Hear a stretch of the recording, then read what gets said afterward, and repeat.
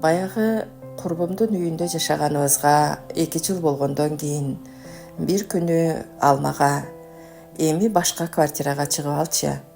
Өзүм да карыз болуп калдым. Бул үйдү карызга өткөрүп бергенге туура келип жатат деди.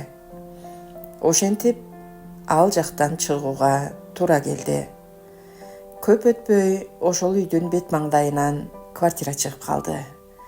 Жакшы ой менен жууп тазалап, актап, сырдап, балдар менен көчүп кирдик. Жаңы башталыштай сезилген. Бирок кийин билдик, мурда квартиранттар бат-бат алмашып, үйдү кантала каптап кетиптир. Өмүрүмдө канталаны биринчи жолу ошол жерден көрдүм. Кызыгы, мурда түшүмдө көзүмдү жумсам мени уруп жүргөн курттарды көрчүмүн.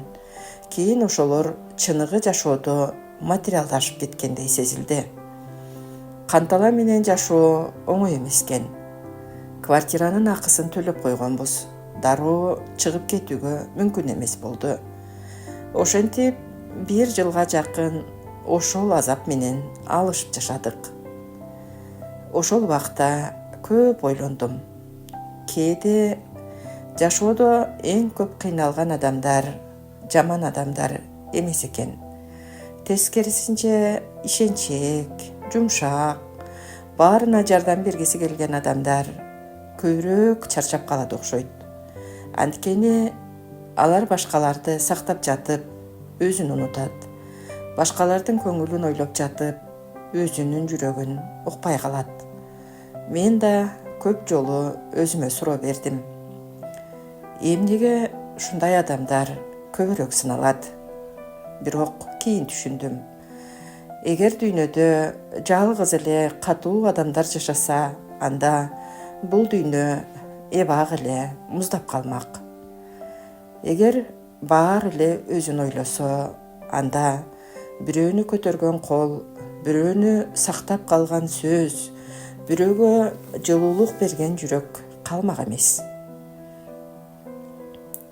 Балким дүйнө тең салмакта туруш үчүн жумшак адамдар да керек чыгар. Ооба, алар көбүрөөк жараланат.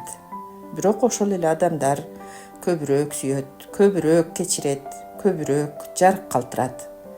Ошол ойлор менен жүргөн күндөрү дагы бир түш көрдүм. Түшүмдө 3 жаштагы неберемди кемпирлер көтөрүп кетип баратыптыр. Мен чуркап барып, алардын колунан жулуп алып калдым. Ошол замат ойгонуп кеттим. Көп өтпөй кичинекей кызымдын боору шишип, операция болгонго туура келди. Ошондогу абалымды сөз менен айтып жеткирүү кыйын. Кудайга жалынып, ушул кичинекейиме өмүр берчи, ошонун оорусун мага бере көр, деп анын курсагына колумду коюп алып ыйлаган күндөрүм болду. Эне болгондо жүрөгүңдү бөлүп жашайт экенсиң. Балаң ооруса, өзүң дем албай калгандай болосуң. Шүгүр, кызым аман калды. Ошондо түшүндүм. Мен ойлогондон да күчтүүрөөк экенмин. Кээде күчтүү адамдар ыйлабаган адамдар эмес. Ыйлап туруп, дагы эртеси уланткандар болот экен. Ошол эле жылдын кышында дагы бир окуя болду. Түндө уктап жатсам телефонума билдирүү келди. Түнкү каттар адамды өзүнчө эле чочутат экен. Кат баягы балдарыма үйүмө той кылып бата алып берейин дегенде келинчеги менен келип, кийин жашоомо оор из калтырган баладан экен. Ал умрадан жазыптыр. Саламатсызбы эже? Ушул ыйык жерден сиздин көңүлүңүзгө тийген болсом кечирим сурайм.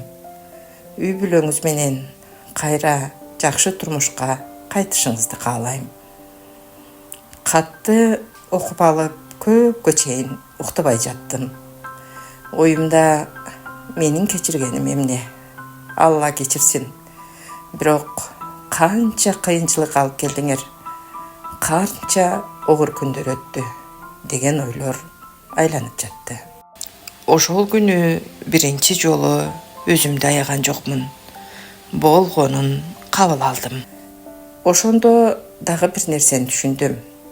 Кээ бир адамдар биздин жашоодо калуу үчүн эмес, бизге бир нерсени үйрөтүү үчүн келет экен.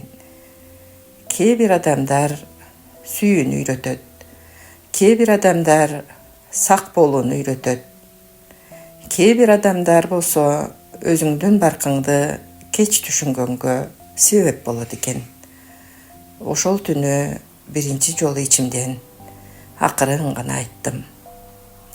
Баарын Аллага тапшырдым.